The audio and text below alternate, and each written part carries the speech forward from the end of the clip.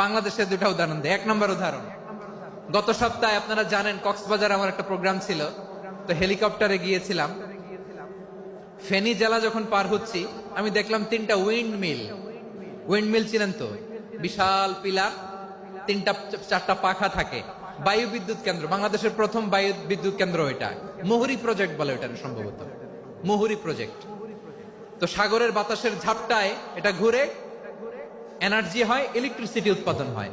তো আমি পাইলটকে বললাম, ভাই এগুলো থেকে কেমন ইলেকট্রিসিটি উৎপাদন হয়? কয় হুজুর একটুও হয় না, কিছুই হয় না। কিছুই হয় না মানে?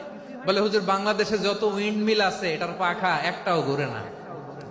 আল্লাহ, বলেন কি? তাহলে এই যে কোটি কোটি টাকা ব্যয় করে যে উইন্ডমিল, কয় হুজুর ভিতরে ফিটফাট, উপরে ফিটফাট, ভিতরে সদরঘাট। তার মানে কোটি কোটি টাকা দিয়ে এই উইন্ডমিল বানায়, এখানে কিছু নাই। দুর্নীতির আড্ডাখানা, আখড়াখানা বাংলাদেশ, ঠিক কিনা বলেন?